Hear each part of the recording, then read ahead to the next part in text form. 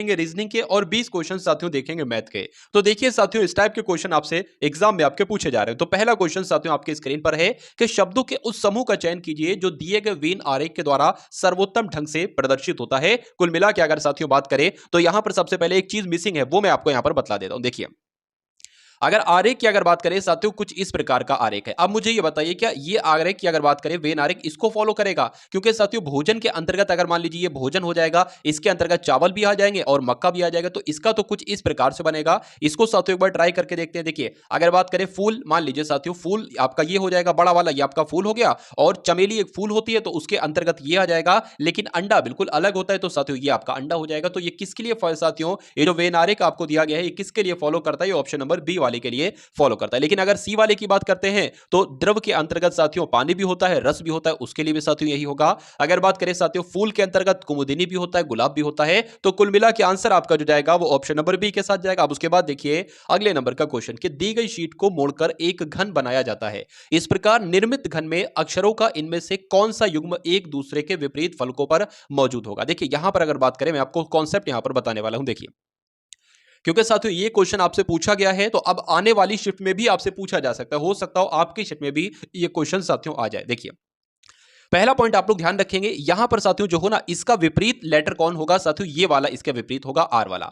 T का विपरीत साथियों क्या होगा? टी का विपरीत साथियों ये एस होगा। क्यू का विपरीत क्या होगा साथियों? ये आपका यू होगा। तो इसको मैं थोड़ा सा जूम कर देता हूं कि आपको अच्छे से यहां पर समझ में आए, ठीक है। और मैं यहां पर साथियों आपके लिए लिख भी देता हूं, क्या ये आपका साथियों पी है, ये आपका टी है, ये आपका साथियों ओ है, ठीक है ना। ये आपका ओ हो जाएगा, ओ नहीं बल्कि ये क्यू है एक तरीके से। क्या ऑप्शन में मुझे दिख गया? क्यू है। और ये आपका साथियों एस है, ये आपका यू है, और ये आपका आर है। तो यहां पर अगर साथियों देखिए बात करें ऑप्शन नंबर 1 की, अगर बात करें, क्या यहां पर ये मैं आपको साथियों एक बार क्वेश्चन भी दिखा देता हूं कि कौन सा अक्षरों का इनमें से कौन सा युग्म एक दूसरे के विपरीत फलकों पर मौजूद है। चलिए, तो अगर बात करें एस और आर क्या विपरीत है, तो एस आपका ये यहां पर है साथियों, और आर आपका ये यहां पर है। ये तो विपरीत नहीं है, तो ये आंसर नहीं हो सकता। पी और क्यू की अगर साथियों बात करते हैं, तो पी आपका कहां पर है? पी आपका ये है, क्यू आपका साथियों कहां है? ये पर है, ये भी विपरीत नहीं है। अगर क्यू और यू की बात करते हैं साथियों, आपका क्यू कहां पर है? क्यू आपका ये है, और यू आपका कहां पर ये है, तो ये साथियों विपरीत है, और यही आपसे पूछा गया था, तो यही आपका बिल्कुल सही जवाब हो जाएगा। आपसे साथियों क्वेश्चन ऐसे भी पूछा जा सकता है कि बताइए इसमें आर का विपरीत क्या होगा, तो आर का विपरीत पी होगा। पूछा जाए अगर यू का विपरीत क्या होगा, तो क्यू होगा। टी का विपरीत क्या होगा, तो एस होगा। तो इतनी जानकारी आपको साथियों मालूम होना चाहिए। उसके बाद देखिए, कुल्हाड़ी को काटने से वही संबंध है, मतलब जैसे कुल्हाड़ी का संबंध काटने से है, उसी प्रकार छलनी का संबंध किससे होगा? छानने से, पकड़ने से, लौ से, या साथियों पीसने से। तो क्या साथियों संबंध होगा? छानने से संबंध होगा, यानी कि कुल्हाड़ी को काटने के लिए इस्तेमाल किया जाता है और छलनी को छानने के लिए इस्तेमाल किया जाता है। तो जिनका आंसर यहां पर ऑप्शन नंबर ए था, तो बिल्कुल करेक्ट था। चलिए, उसके बाद देखिए साथियों, दिए गए विकल्पों में से उस संख्या का चयन करें जो निम्नलिखित श्रृंखला में प्रश्नवाचक चिन्ह के स्थान पर आ सकती है। यानी कि अगर साथियों बात करते हैं, सबसे पहले यहां पर 27 आपके सामने, ठीक है ना। 27 साथियों आपके सामने, फिर उसके बाद 32 है, फिर आपके पास 42 है, फिर 57 है, फिर 77 है। तो यहां पर साथियों कौन सा नंबर आएगा, ये आपसे इतना पूछा जा रहा है। देखिए, अगर 27 से 32 हो गया है, यानी कि साथियों 5 इसमें बढ़ाया गया है। 32 से 42 हो गया साथियों, 10 बढ़ाया गया है। 42 से 57 हुआ है साथियों, 15 बढ़ाया गया है। और 57 से 77 हुआ है, 20 बढ़ाया गया है। तो जाहिर सी बात है साथियों, 77 में 25 बढ़ाया जाएगा, तो हमें यहां पर वाला नंबर मिल जाएगा। तो 7 और 5 साथियों 12 होते हैं, ठीक है। और 7 और 2 आपके 9 हो जाएंगे, और 1 आपका 10 हो जाएगा, यानी कि 102 साथियों यहां पर आएगा। क्या 102 ऑप्शन में है साथियों? तो बिल्कुल है, ऑप्शन नंबर बी में, और यही आपका बिल्कुल सही जवाब हो जाता भाई। बहुत बढ़िया, वेरी गुड क्लास। अब कथन वाला साथियों क्वेश्चन आए, ऐसा हो नहीं सकता। हर एक शिफ्ट में साथियों कथन से 1 से 2 क्वेश्चन आप लोग देख रहे होंगे, ठीक है ना। चलिए, तो यहां पर अगर बात करें कि कुछ ट्रॉली बैग है, कुछ ट्रॉली बैग जो है ना, ये क्या है? ये बैकपैक है। चलिए, हम मान लेते हैं यहां पर, ये आपके क्या हो जाएंगे साथियों? ये आपकी ट्रॉली हो जाएगी, ये आपके ट्रॉली बैग हो जाएंगे साथियों। क्या ये आपके ट्रॉली बैग है ना? और कहा जा रहा है कि कुछ ट्रॉली बैग, मान लेते इतने ट्रॉली बैग साथियों क्या है? ये आपके हैं साथियों बैकपैक। चलिए, उसके बाद लिखा हुआ है कुछ बैकपैक सूटकेस है, तो इतने मान लीजिए साथियों बैकपैक क्या हो जाएंगे? ये आपके सूटकेस हो जाएंगे, ठीक है। इतनों को हमने साथियों सूट पैक केस मान लिया। अब निष्कर्ष आप लोग पढ़िए साथियों यहां पर से। अच्छा, यहां पर 3 कथन दे रखे हैं। कितने कथन दे रखे हैं साथियों? 3 कथन दे रखे हैं। एक और है, कहा जा रहा है कि सभी सूटकेस बैग हैं, तो सभी सूटकेस, ये जो सूटकेस है ना, ये सभी साथियों सूटकेस क्या हो जाएंगे? सभी सूटकेस क्या हो जाएंगे? ये आपके बैग हो जाएंगे, ठीक है। अब यहां पर साथियों निष्कर्ष आपके सामने आया है। पहला निष्कर्ष है कि कम से कम कुछ बैकपैक बैग हैं। कम से कम कुछ बैकपैक, कहां पर बैकपैक? ये हैं, तो कुछ बैकपैक क्या बैग है साथियों बिल्कुल इतने आपके बैकपैक जो है ना, ये बैग हैं, तो ये वाला तो आपका साथियों बिल्कुल सही हो जाएगा। कुछ बैग सूटकेस हैं, बैग आपका क्या है, बैग आपका ये है। अब यहां पर अगर बात करें साथियों, कुछ बैग सूटकेस हैं, बिल्कुल इतने जो बैग है ना, इतने बैग आपके ये क्या, ये सूटकेस ही तो है, तो ये भी आपका सही हो जाएगा। तो कुल मिला के अगर बात करें, दोनों निष्कर्ष आपके बिल्कुल सही हो जाएंगे, जो कि कौन से ऑप्शन में लिखे हुए हैं, ऑप्शन नंबर बी में लिखे हुए हैं, तो यही आपका बिल्कुल सही जवाब हो जाता भाई। बहुत बढ़िया, वेरी गुड क्लास। साथियों अगर आप लोग चैनल पर नए हैं तो चैनल को सब्सक्राइब करके बेल आइकन पर क्लिक कर लीजिए, क्योंकि साथियों जब तक आपका एग्जाम चलता रहेगा, जब तक इस टाइप की क्लास आप लोग साथियों डेली देखते रहेंगे। और मेरा मानना है साथियों, अगर आप अपनी शिफ्ट तक आपने इस क्लास को डेली देख लिया, डेली जो साथियों यहां पर क्वेश्चंस आपको करवाए गए वो एनालिसिस आपने देख लिया, तो मुझे ऐसा नहीं लगता कि मैथ और रीजनिंग में एक सिंगल क्वेश्चन भी आपका छूट सकता है। और हिंदी को तो साथियों इतना मैंने आपको पढ़ा दिया है कि हिंदी में तो साथियों सवाल ही पैदा नहीं होता एक सिंगल क्वेश्चन भी छूटने का। तो जो लोग साथियों तैयारी कर रहे थे मुझसे 10 से 15 दिन से या 20 दिन से या 25 दिन से, उन सभी की तैयारी बहुत शानदार हो चुकी है। लेकिन अगर आप साथियों पहली बार इस चैनल पर आए हैं, तो मैं कह सकता हूं अपनी शिफ्ट तक भी अगर आप अच्छे से साथियों क्लासेस को देख लेते हो, पढ़ लेते हो, तो सिलेक्शन आपका साथियों निश्चित तौर पर तय हो जाता है। अब 5वें नंबर का साथियों सवाल देखिए और बताने की कोशिश करेंगे कि इस क्वेश्चन का आपका सही जवाब क्या हो सकता है। चलिए, इसमें साथियों क्या है कि दिए गए विकल्पों में से उस आकृति को चयन करना है निम्न की श्रृंखला में प्रश्नवाचक चिन्ह के स्थान पर आई है। देखिए, इसको पढ़ने की जरूरत भी नहीं होती, आप इसी से ही समझ जाएंगे। पहले ये वाली आकृति बनी, उसके बाद ये वाली आकृति बनी, फिर ये वाली आकृति बनी, तो यहां पर साथियों कौन सी आकृति बन सकती है? ऑप्शन नंबर ए वाली, बी वाली, सी वाली या डी वाली। यहां पर साथियों आप थोड़ा सा ध्यान से देखेंगे, और इसको मैं जूम कर देता हूं साथियों आपके लिए। यहां पर आप थोड़ा सा जो बाहर वाली एक चिन्ह है, बाहर वाली जो लाइन है और एक अंदर वाली लाइन है, बाहर वाली लाइन जो बढ़ रही है ना साथियों, वो इस टाइप से बढ़ रही है, ऐसे करके, मतलब जैसे घड़ी की सुई नहीं चलती है वैसे बढ़ रही है। सबसे पहले इधर है, फिर आगे बढ़ी तो इधर हो गई, फिर उसके आगे बढ़ी तो इधर हो गई। अब जाहिर सी बात है साथियों कि जो अब बनेगी ना, वो इस टाइप से यहां कहीं पर बनेगी, और यहां कहीं पर एक तो साथियों ये है और एक ये है और एक ये है, ये नहीं हो सकती क्योंकि इसमें ऐसे उल्टे बनाए हुए है। उसके बाद अंदर वाली की अगर बात करते हैं तो साथियों ये यहां पर है, तो अब ये साथियों घड़ी की उल्टी दिशा में चल रही है, यानी कि वामावर्त दिशा में। बाहर वाली आकृति जो है ना, बाहर वाला चिन्ह है, ये दक्षिणावर्त चल रहा है, यानी कि घड़ी की दिशा में के रूप में, और वो वामावर्त के रूप में चल रही है अंदर वाली। तो ये पहले इधर है, अब फिर इधर हो गई, अब फिर इधर होगी, तो जाहिर सी बात है साथियों अब यहां कहीं पर हो जाएगी। तो यहां कहीं पर साथियों कौन से ऑप्शन में आपको नजर आ रही है? ना यहां पर है, ना यहां पर है, बिल्कुल यहां पर है साथियों, तो यही आपका बिल्कुल सही जवाब हो जाता है। और जिनका भी आंसर यहां पर ऑप्शन नंबर ए था, तो बिल्कुल करेक्ट था। उसके बाद देखिए अगले नंबर का क्वेश्चन आपकी स्क्रीन पर, इसको मैं थोड़ा सा जूम कर देता हूं आपके लिए। देखिए, यहां पर अगर बात करें, ये एक दर्पण रखा हुआ है। अगर ये लेटर आप दर्पण में देखेंगे तो आपको कैसे दिखेंगे, मैं आपको बता देता हूं। मान लीजिए ये दर्पण है, अगर ए बनाता हूं मैं, तो ए जैसा दिखता है दर्पण में वैसे ही अलग से दिखेगा। बी की अगर बात करें, बी का मुंह साथियों इधर है, लेकिन दर्पण में इसका मुंह किधर हो जाएगा? इधर हो जाएगा। ओ जैसा दिखता है वैसे ही दिखेगा साथियों। एन की बात करें, एन आपका ऐसा दिखेगा तो दर्पण में साथियों कुछ इस प्रकार से दिखेगा। ऐसा अगर आपका ऐसा दिखता है साथियों तो ऐसा दिखेगा। इतनी बात आपको मालूम होना चाहिए। देखिए, और दूसरी बात, पहला तो पॉइंट ये मैंने आपको बताया, दूसरा पॉइंट ये है कि जो सबसे अंत में होता है वो सबसे पहले आ जाता है, और जो सबसे पहले होता है वो सबसे अंत में साथियों आ जाता है। तो यहां पर साथियों सबसे अंत में एस है, तो यहां पर सबसे पहले एस आ जाएगा। तो ऐसा कौन से ऑप्शन में है? और ऐसा इसमें नहीं है, इसमें नहीं है, या तो इसमें है या तो इसमें है। अब उसके बाद अगर बात करें आई है, तो साथियों क्या यहां पर आ जाएगा? आई आ जाएगा। अब फिर से देखिए, आई इसमें नहीं है तो ये भी गलत हो जाएगा, इसमें है साथियों तो ये आपका सही हो जाएगा। ठीक है ना? सबसे अंत में ई है, ई कैसे बनेगा? ई कुछ इस प्रकार से बनेगा, और ई इसमें भी है। तो कुल मिला के साथियों आंसर आपका जो जाएगा वो ऑप्शन नंबर ए के साथ जाएगा। उसके बाद देखिए अगले नंबर का क्वेश्चन आपकी स्क्रीन पर है। चलिए देखिए और बताइए साथियों सही जवाब आपका क्या हो सकता है। यहां पर अगर लेटर पोजीशन लिखे, बी 2 पर होता है साथियों, बी 2 पर होता है, ए 1 पर होता है, बी 2 पर होता है, ए 1 पर होता है, सी 3 पर होता है और के आपका 11 पर होता है।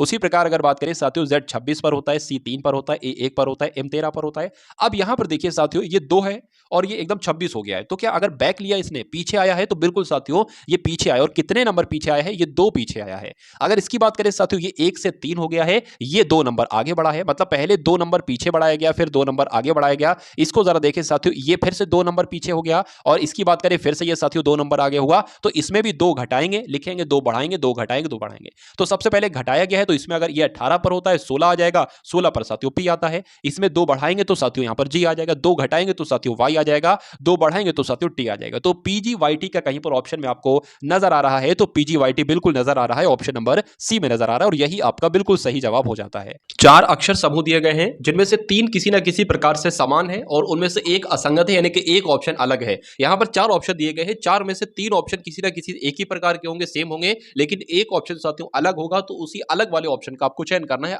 असंगत अक्षर समूह का आपको चयन करना है। तो यहाँ पर अगर बात करें, सबसे पहले साथियों लेटर पोजीशन कराते हैं तो M13 पर होता है, D4 पर होता है, N14 पर होता है, K11 पर होता है।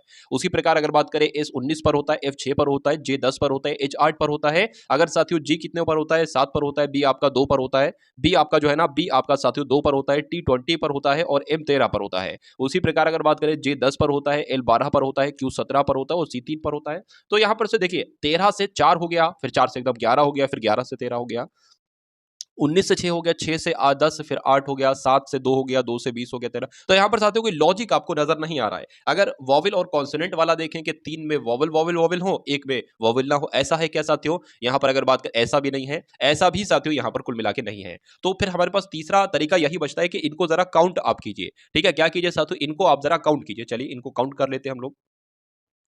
अगर बात करें साथियों 7 और 3 10 हो जाएगा, 10 और 2 आपका 12 हो जाएगा, 12 का 2 हासिल लगा 1 2 3 4, ये आपका 42 हो गया। ठीक है, उसके बाद 3 और 2 आपका कितना हो जाएगा? 5 हो जाएगा, 5 और 7 12 हो जाएगा। ठीक है, 12 12 और हासिल का 1 लगेगा, ये आपका 2 हो जाएगा, ये 3 4 हो जाएगा, ये भी साथियों 42 आ गया। इसकी अगर बात करें साथियों, ये आपका कितना हो जाएगा?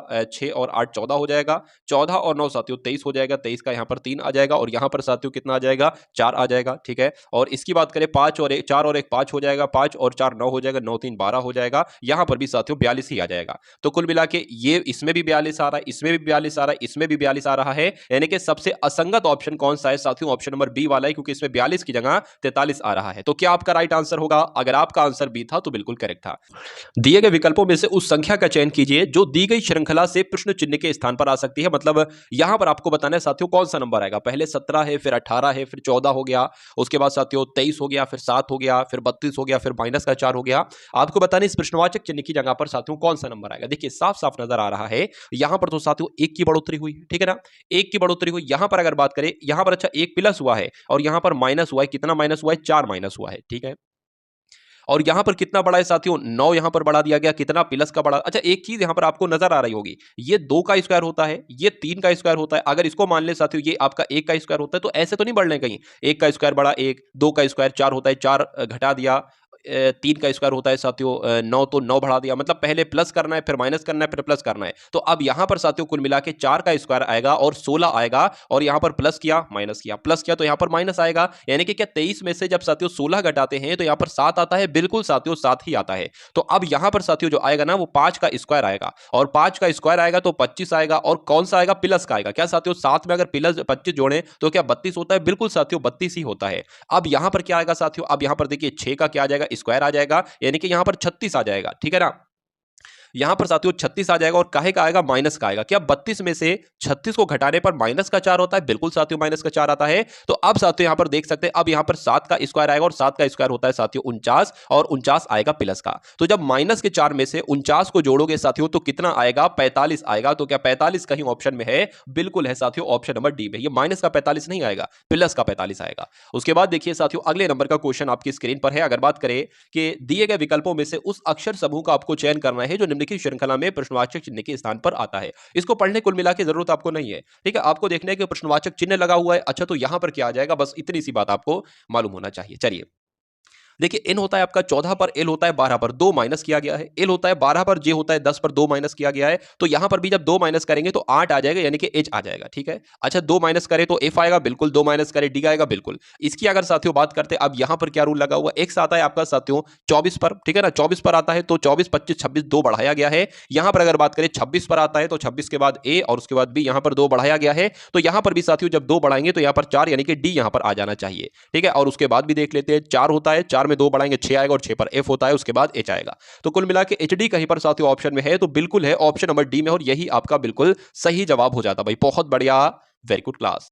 अब उसके बाद देखिए साथियों मैथ के क्वेश्चन, 10 क्वेश्चन आपने रीजनिंग के देखे और 10 क्वेश्चन साथियों आप मैथ के देखे। यहां पर तो एक दुकानदार ने जींस के मूल्य को 1250 रुपए से घटाकर, मतलब एक जींस का मूल्य कितना था साथियों? 1250 था। अब उसने 1250 रुपए से घटाकर इसका मूल्य कर दिया 1150, यानी कि दुकानदार ने कुछ छूट दी है, कुछ डिस्काउंट दिया। तो आपसे यही पूछा जा रहा है कि दुकानदार ने कितनी छूट दी है। ठीक है, छूट का प्रतिशत क्या होगा? अगर छूट की बात करें तो सिर्फ अगर छूट का प्रतिशत ना पूछकर आपसे सिर्फ पूछा जाता कि छूट कितनी दी है, तो छूट कितनी दी है साथियों माइनस करा दो यहां पर। तो 100 रुपए की छूट दी है। लेकिन अगर इसका प्रतिशत आपसे पूछा जाए, यानी कि इसको फिर 100 को प्रतिशत में बदलना हो, तो कैसे साथियों बदलोगे? 100 की 100 से गुणा कर दोगे, ये वाला 100 लिखकर 100 से गुणा कर दोगे और नीचे क्या आ जाएगा साथियों? एक तरीके से 1250 यहां पर आ जाएगा। ठीक है ना? क्या आ जाएगा साथियों? 1250 आ जाएगा। अब इस जीरो से साथियों जीरो कट जाएगा, 5 दूना 10 हो जाएगा। यहां पर अगर साथियों बात करें तो 25 आ जाएगा। ठीक है ना? 5 दूना 10 और 5 पंजे 25 आ जाएगा। उस प्रकार अगर बात करें 25 से कम 25, 25 चौक आपके साथियों 100 हो जाएंगे, तो 4 दूना कितना हो जाएगा? 8 हो जाएगा। तो कहा जा सकता है साथियों कि उस दुकानदार ने 8% की छूट दी थी। तो आंसर जिनका भी यहां पर ऑप्शन नंबर सी है तो बिल्कुल करेक्ट है। उसके बाद देखिए अगले नंबर का क्वेश्चन आपकी स्क्रीन पर है, देखिए और बताइए सही जवाब यहां पर का आपका क्या हो सकता है। चलिए यहां पर साथियों कहा गया है, अगर बात करें यहां पर 19 लिख लीजिए। ठीक है, क्या लिख लीजिए यहां पर साथियों? 19 लिख लीजिए कि 19 संख्याओं का औसत कितना है? 58 है। तो सबसे पहले तो हम यही निकाल लेते हैं कि 19 संख्याओं का देखिए सवाल में जितना कहा जाए ना उतना करते जाइए। ठीक है, चलिए तो 19 संख्याओं का औसत कितना है साथियों? 58 है। अब साइड में हम ये भी करा ले रहे हैं कि 19 संख्याओं का टोटल योग कितना होगा? तो 19 की गुणा साथियों 58 से करा दी जाएगी, इससे हमें मालूम पड़ जाएगा। तो 8 8 64, 8 9 आपके 72 हो जाएंगे, 8 एकम 8 8 और 7 आपके 15 हो जाएंगे। अगर बात करें साथियों यहां पर अगर बात करें 9 पंजे 45 हो जाएंगे, 4 आ जाएगा साथियों और 5 एकम 5 और यहां पर 9 आ जाएगा। कुल मिला के 2 0 और ये आपका 11 आ जाएगा। यानी कि कहा जा सकता है जो कितनी संख्याएं थी? 19 संख्याएं थी, इनका टोटल योग कितना है साथियों? 1102 है। पहला पॉइंट यहां पर आप लोग ध्यान रखेंगे। अच्छा उसके बाद क्या कहा कि जो प्रथम 19 संख्या है, जो प्रथम 12 संख्याएं है ना, उनका औसत कितना है? 63.6 है। ठीक है, उसके बाद कहा गया है कि अंतिम 8 संख्याओं का औसत इतना है। शुरू की जो है 12 संख्याएं ली गई हैं और अंत की 8 संख्याएं ली गई, तो ये तो 20 संख्याएं हो गई, यहां पर तो 19 ही संख्याएं हैं। चलिए उसके बाद कहा गया कि 8 संख्याओं का औसत 55.1 है और यदि आरंभ से 12वीं संख्या निकाल दी जाए, क्या एक उसमें से संख्या निकाल दी जाए, तो शेष संख्याओं का औसत कितना होगा? ये सवाल साथियों आपकी शिफ्ट में पूछा जाएगा, बस नंबर वगैरह चेंज कर दिए जाएंगे, सवाल आपसे पूछा जाएगा। तो इसका कॉन्सेप्ट देख लीजिए साथियों कैसे इसको करोगे। पहला पॉइंट हमने किया 19 संख्याओं का औसत 58 होता है, तो 19 संख्याओं का औसत निकाल लिया साथियों। कितना होता है? औसत नहीं बल्कि योग निकाल लिया, 1102 होता है। उसके बाद आपका काम यह होगा कि साथियों 12 संख्याओं का क्या, जो प्रथम 12 संख्या है ना, प्रथम 12 संख्याओं का औसत साथियों कितना है? 63.6 है, 63.6 है। तो इनका भी साथियों एक बार योग आप लोग निकाल लीजिए। इनका भी योग अगर निकालेंगे तो 6 दूना आपका 12 हो जाएगा, 3 दूना 6 और एक 7 हो जाएगा, 6 दूना आपका 12 हो जाएगा। उसके बाद अगर बात करें 6 3 6 यहां पर आ जाएगा, 2 आ जाएगा साथियों, यहां पर 13 आ जाएगा, यहां पर अगर बात करें 6 आ जाएगा और यहां पर 7 आ जाएगा। तो कितना निकला साथियों? 763.2 निकला। ये पॉइंट यहां पर लगा था तो वो एक नंबर के बाद पॉइंट लग जाएगा। ठीक है, तो ये हमें मालूम पड़ गई पहली बात। तो अब उसके बाद कहा गया कि अंतिम 8 संख्याओं का औसत कितना है? तो अंतिम 8 संख्याओं का औसत कितना दे रहे हैं? 55.1 दे रहे हैं, 55.1 दे रहे हैं। तो 8 संख्याओं का योग निकाल लीजिए साथियों, ये आपका हो जाएगा यहां पर और ऐसे कर देंगे, 8 एकम 8 हो जाएगा, 8 पंजे 40 हो जाएगा साथियों, 8 पंजे 40 और 4 आपका 44 हो जाएगा। तो कहा जा सकता है कितना साथियों? इतना निकलेगा, इतना। ठीक है, 440.8 ये 8 संख्याओं का कुल योग आपका हो जाएगा। चलिए अब अगर बात करें साथियों ये 763.2 को और 440.8 को हम जोड़ लेंगे। अब जोड़ेंगे साथियों और इन इसके जोड़ में से इसको घटा देंगे। जब घटा देंगे तो हमें 12वीं संख्या मालूम पड़ जाएगी। ठीक है ना, 12वीं संख्या मालूम पड़ जाएगी। सबसे पहले इसको घटा देते हैं। देखिए ये यहां पर अगर बात करें तो 763 अगर बात करें 440.8, यहां पर साथियों कैसे क्या बचेगा ये एक बार हम लोग देख लेते हैं।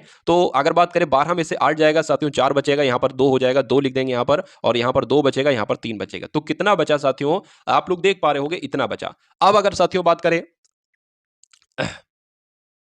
इसको जोड़ दिया, गलती से मैंने इसको घटा दिया, सॉरी, इसको जोड़ना था। इसको क्या करना था? इसको जोड़ना था। ठीक है, तभी तो इन दोनों के इसमें से और इसके जोड़ में से इतने को माइनस करेंगे साथियों, तभी तो हमें मालूम पड़ेगी 12वीं संख्या क्या है। और फिर जब 12वीं संख्या को हम निकाल देंगे तो निकालने के बाद इसमें से जब 12वीं संख्या को हम निकाल देंगे तो उसके बाद साथियों 18 संख्याएं बचेंगी, फिर 18 से भाग देंगे, तभी तो साथियों उन संख्याओं का औसत हमें ज्ञात होगा और वही आंसर होगा। थोड़ा सा कॉम्प्लिकेटेड सवाल आप होगा, थोड़ा सा लेंथी सवाल होगा, लेकिन साथियों ये सवाल की अगर बात करें, ये सवाल आपका सिलेक्शन साथियों दिला देगा। अगर आप इस सवाल को कर डालते हो एग्जाम में आता है और बच्चे लोग नहीं कर पाते। चलिए इसको जोड़ेंगे साथियों तो यहां पर कुछ इस प्रकार का आ जाएगा। ठीक है ना, यहां पर अगर बात करें साथियों कुछ इस प्रकार का आ जाएगा, 1204 कुल मिला के आ जाएगा। अब 1204 की अगर साथियों बात करते हैं, 1204 में से साथियों किसको घटाएंगे? किसको घटाएंगे? ये 19 संख्याओं का कुल योग कितना था? 1102 था। तो 1102 को साथियों घटाएंगे तो कितना बचेगा? 102 बचेगा। ठीक है ना, कितना बचेगा? 102 बचेगा। अब अगर साथियों बात करें 102 आपका बचेगा। ठीक है, अब 102 को किसमें से घटाएंगे साथियों? अगर बात करें अब इसमें से घटाएंगे,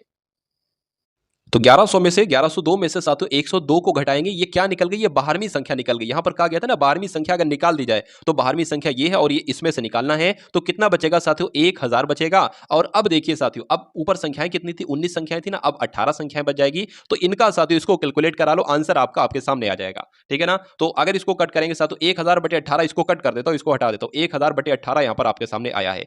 1000/18 आपके सामने आया, इसको कट करेंगे साथियों, नीचे आपका 9 आ जाएगा, ऊपर आपका 500 आ जाएगा। अगर बात करें साथियों उसके बाद क्या होगा, ऐसे करा लेते हैं। ठीक है, 9 पंजे आपका 45 हो जाएगा, 5 बचेगा साथियों, 5 इधर आ जाएगा, फिर 9 पंजे आपका 45 हो जाएगा। अब कितना बचेगा? 5 बचेगा। तो कहा जा सकता है साथियों 55 सही 5/9 आपके इस क्वेश्चन का बिल्कुल सही जवाब हो जाता है। भाई बहुत बढ़िया, वेरी गुड क्लास। थोड़ा लेंथी क्वेश्चन था, थोड़ा सा लेंथी, कठिन नहीं था, कठिन नहीं कह सकते, लेकिन हाँ थोड़ा सा टाइमिंग ज्यादा लगी इसको करने में। लेकिन अगर कोई जल्दी इसको करता है, मैं तो आपको समझा समझा कर रहा हूं, इसलिए थोड़ा सा टाइम ज्यादा लग गया। चलिए अब उसके बाद देखिए साथियों अगले नंबर का प्रश्न आपकी स्क्रीन पर है, देखिए और बताइए सही जवाब यहां पर आपका क्या हो सकता है। किसी मिश्र धातु में कॉपर कॉपर है एक मिश्र धातु में और जिंक है, ठीक है, इसका अनुपात 5:4 करने के लिए 20 केजी जिंक के साथ कॉपर की कितनी मात्रा मिलाई जाए, मिलाने की आवश्यकता होगी। अब देखिए एक तरफ साथियों जिंक है और एक तरफ क्या है? कॉपर है। अगर बात करते हैं साथियों यहां पर हम बात करें, देखिए कॉपर और जिंक का अनुपात 5:4 करने के लिए, अच्छा ठीक है, 5:4 करने के लिए ये क्या है साथियों? ये कॉपर है और ये क्या है? ये साथियों जिंक है। ठीक है, और दिया क्या रखा है? जिंक आपकी दे रखी है, तो ये आपकी 20 हो जाएगी। ठीक है, इसको हम क्या मान लेंगे? एक्स मान लेंगे। अब सवाल को समझिए क्या कहा गया है, मैं आपको आसान भाषा में समझाता हूं कि अगर 20 किलोग्राम जिंक है, ठीक है, तो कॉपर की कितनी मात्रा साथियों होना चाहिए तब कि इसका अनुपात 5:4 हो जाए। तो इसको कैलकुलेट करा लो, क्या आ जाएगा? एक्स बराबर साथियों 5 गुणा 20 आ जाएगा, बटे आपका 4 आ जाएगा, 4 पंजे आपका 20 आ जाएगा, 5 पंजे 25 हो जाएगा। तो एक्स बराबर 25 आ जाएगा, यानी कि कहा जा सकता है साथियों कि 20 किलोग्राम जिंक के साथ कॉपर की 25 किलो मात्रा अगर मिलाई जाए तो इन दोनों का अनुपात कितना हो जाएगा? 5:4 हो जाएगा। आंसर यहां पर जिनका भी ऑप्शन नंबर बी के साथ, तो बिल्कुल करेक्ट है। चलिए अब उसके बाद देखिए साथियों नेक्स्ट नंबर का क्वेश्चन आपकी स्क्रीन पर है, देखिए और बताइए सही जवाब आपका क्या हो सकता है। देखिए यहां पर अगर बात करें 45% लिखा हुआ है तो 45/100 हो जाएगा, ऑफ लिखा हुआ है तो क्या हो जाएगा? अब जैसा जैसा होता जा रहा है वैसे वैसे करते जाइए। यहां पर अगर बात करें 45% लिखा है तो 45% मतलब क्या होता है? 45/100 होता है। ऑफ लिखा होता है तो साथियों गुणा आ जाएगा, 360 लिखा है 360 आ जाएगा, प्लस लिखा प्लस आ जाएगा, 30% लिखा है तो 30/100 आ जाएगा, ऑफ लिखा है गुणा आ जाएगा, 400 आ जाएगा। उसके बाद साथियों क्या लिखा हुआ है? बराबर लिखा हुआ है, बराबर करके 25% लिखा है तो 25/100 आ जाएगा, 25/100 आ गया, और साथियों फिर गुणा आ जाएगा, और गुणा होने के बाद साथियों एक्स आ जाएगा। तो मेरे हिसाब से साथियों एक्स का मान आपसे यहां पर पूछा जा रहा है, इसको कैलकुलेट करना है, एक्स का मान निकाल देना है। तो देखिए साथियों इस जीरो से आपका ये जीरो कट जाएगा, ठीक है ना। 5 दूना आपका कितना हो जाएगा साथियों? 45, 5 दूना आपका 10 हो जाएगा, 5 नीम आपका 45 हो जाएगा, 2 से कट होगा साथियों, ये आपका कितना आ जाएगा? 18 आ जाएगा। ठीक है, और 18 नीमा कितने होते हैं? 18 नीम साथियों 162 होते हैं। अब इसको देख लेते हैं, इन दो जीरो से ये दो जीरो कट जाएंगे, 30 चौक आपके कितने होते हैं साथियों? 120 होते हैं, तो 120 यहां पर आ जाएगा। यहां पर क्या आ जाएगा साथियों कि 25 से कम 25, 25 चौक 100 आ जाएंगे, इस x की गुणा इस 1 से हो जाएगी, यानी कि x/4 आ जाएगा। तो ये आपका x/4 आ गया। अब यहां पर अगर बात करें इनको जोड़े साथियों कितना आएगा? 2 और 0 2 हो जाएगा, 6 2 8 हो जाएगा, यहां पर 2 आ जाएगा। यानी कि अगर बात करें अब इस 4 की गुणा इससे हो जाएगी, यानी कि ये आ जाएगा कुल मिला के x का, इसको कैलकुलेट कर दो साथियों, x का मान निकल आएगा। तो 282 गुणा 4 कितना होता है देख लेते हैं साथियों। 4 दूना 8 हो जाएगा, 4 अठे 32 हो जाएगा साथियों, उसके बाद 4 दूना 8 हो जाएगा और 11 हो जाएगा। तो 1128 साथियों क्या आता है? एक्स का मान आता है, और जिनका भी आंसर यहां पर 1128 है तो बिल्कुल करेक्ट है। चलिए एक दुकानदार एक वस्तु का मूल्य इसके वास्तविक मूल्य से 30% बढ़ा देता है। मान लेते हैं साथियों एक वस्तु का जो वास्तविक मूल्य है वो 100 है, 30% बढ़ा देता है, यानी कि साथियों 130% कर देता है। और उसके बाद कहा गया है कि और 10% की छूट देता है, मतलब 130 करने के बाद साथियों उसको 10% की छूट दे देता है। 130 करने के बाद जब 10% की छूट देगा, यानी कि वो उसको साथियों 90% में बेचेगा, तो 90/100 आ जाएगा। लाभ कितना होगा ये आपसे पूछा जा रहा है, तो इसको इससे कट हो जाएगा, ये इससे कट हो जाएगा। अगर बात करते हैं साथियों लाभ कितना होगा, ये आपसे कुल मिला के यहां पर पूछा जा रहा है। तो 13 नीम साथियों कितना होता है? 117 होता है। लाया था साथियों 100 रुपए में, बेच रहा है 117 रुपए में, कितना लाभ हो रहा है? 17% का लाभ हो रहा है। तो यही आपका बिल्कुल सही जवाब हो जाता है, ठीक है ना। 17 रुपए का लाभ हुआ, और 17 रुपए को जब प्रतिशत में बदलोगे तब भी 17% ही आएगा। मैं आपको यह भी बता देता हूं एक बार, 17 गुणा 100 हो जाएगा। क्रय मूल्य कितना था? 100 था, तो इस 100 से 100 को कट करेंगे, 17 बचेगा। चलिए उसके बाद देखिए अगले नंबर का क्वेश्चन है कि एक व्यक्ति धारा की दिशा में, देखिए दो तरीके की बात होती है। अगर मान लीजिए एक नदी है, अब नदी में साथियों हवा जैसे जिस तरफ की बह रही है तो उसी तरफ की धारा जाएगी, ऐसा नहीं होता वैसे, ठीक है। तो कुल मिला के धारा मान लीजिए पूरब की तरफ जा रही है और आप पूरब की तरफ चल रहे हैं, मान लीजिए धारा जो पूरब की तरफ जा रही है वो धारा की चाल है 2 किलोमीटर प्रति घंटा। क्या धारा की चाल है साथियों 2 किलोमीटर प्रति घंटा, और आपकी चाल कितनी है, मान लीजिए साथियों आपकी चाल है 5 किलोमीटर प्रति घंटा। तो साथियों धारा के साथ अगर आप जाएंगे ना तो आपकी चाल कितनी हो जाएगी साथियों, 7 किलोमीटर प्रति घंटा हो जाएगी, ठीक है ना। लेकिन अगर आप अगर बात करें धारा जा रही है पूरब की तरफ, आप जा रहे हो पश्चिम की तरफ, तो आपकी चाल क्या हो जाएगी, इन दोनों की माइनस हो जाएगी, यानी कि तो आपकी चाल साथियों क्या हो जाएगी, 3 किलोमीटर प्रति घंटा हो जाएगी। ये कॉन्सेप्ट आपको साथियों ध्यान रखना है। अब देखिए साथियों यहां पर एक व्यक्ति को धारा की दिशा में 25 किलोमीटर तैरने में, धारा की दिशा की बात चल रही है, धारा की दिशा में 25 किलोमीटर तैरने में 2 घंटे का समय लगता है। तो जब 2 घंटे का समय लगता है तो किलोमीटर प्रति घंटा क्या होगा, 1 घंटे में कितना समय लगेगा, सॉरी 1 घंटे में कितनी चाल से बहेगी, तो 12.5 किलोमीटर प्रति घंटा इसको कह सकते हैं, ठीक है ना।